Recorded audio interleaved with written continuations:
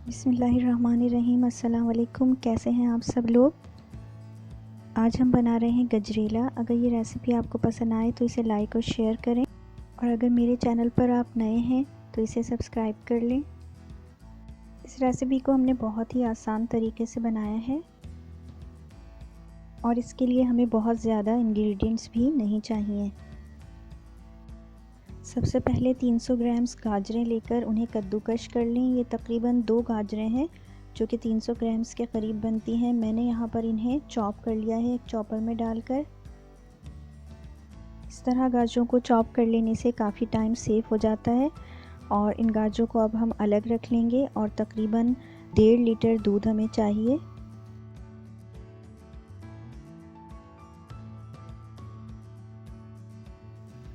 अब मैंने एक नॉन स्टिक का पैन ले लिया है, काफ़ी बड़ा पैन है। इसके अंदर मैंने 1.5 लीटर के करीब दूध शामिल कर दिया है। आप चाहें तो किसी भी पॉट में इसे बना सकते हैं। अब दूध के अंदर मैं इलायचियाँ शामिल करूँगी। छोटी इलायची अगर आपको बहुत ज़्यादा पसंद हो तो आप हाफ़ टी स्पून के करीब इसका पाउडर भी शामिल कर सकते हैं। मैंने सिर्फ 2 इलायचियाँ ही इसमें शामिल की हैं। और मीडियम हीट पर मैं दूध को गर्म कर लूँगी। मीडियम हीट पर दूध को गर्म करने के बाद इसके अंदर हम गाजरें शामिल करेंगे जो हमने चॉप करके रखी थी, और उन्हें भी हम 5 मिनट तक पकाएंगे इसके साथ।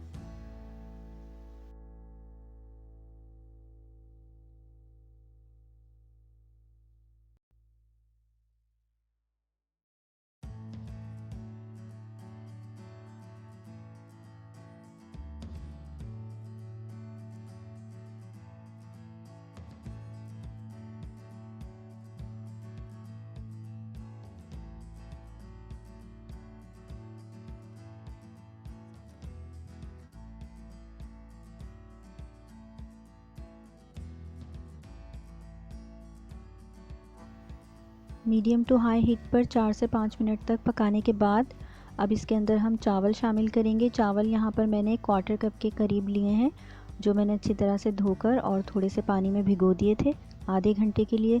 आप चाहें तो इन्हें हाथ से क्रश कर लें, वरना ग्राइंडर में डालकर इनको थोड़ा सा पीस लें। मैंने इसे ग्राइंडर में पीस लिया है और अब मैं ये भी इसमें शामिल कर रही हूँ। चावल शामिल करने के बाद आप इसे अच्छे तरीके से 5 मिनट तक मज़ीद पकाएं, और 5 मिनट के बाद फिर हम इसके अंदर जो दूसरी चीज़ें हैं, दूसरे अज्जा हैं गजरेला के, वो भी शामिल करेंगे।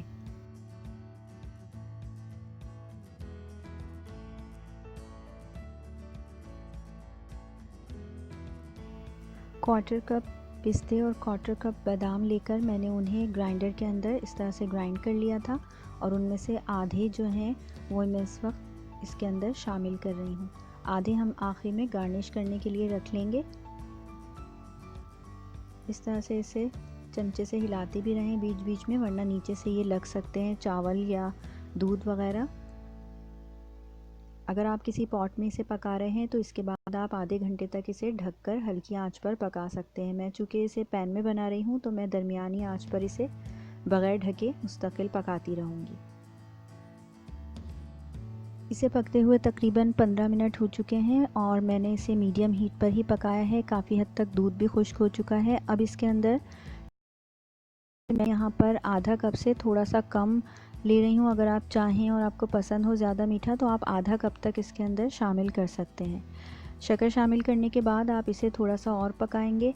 मैं यहाँ पर इसे तेज़ आंच पर 15 मिनट तक पकाऊंगी। अगर आप पैन को ढक्कन ढककर पकाना चाह रहे हैं तो आप आधे घंटे इसे मज़ीद पका लें दरमियानी से लो हीट पर, लेकिन मैं इसको तेज़ आंच पर ही 15 मिनट तक पकाऊंगी। और बेसिकली इसे हमें इस वक्त सिर्फ गाढ़ा करना है। तमाम चीज़ें तकरीबन पक चुकी हैं और सॉफ्ट हो गई हैं। अब हम इसे सिर्फ गाढ़ा कर रहे हैं।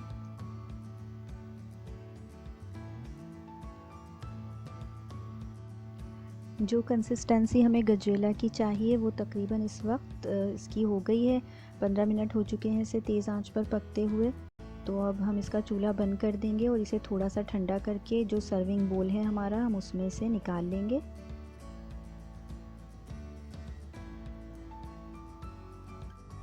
सर्विंग डिश में निकालने के बाद हमने ऊपर से इसे गार्निश कर दिया है। ठंडा होने के बाद ये थोड़ा सा और भी गाढ़ा होता है, तो इस बात का ख्याल रखिए।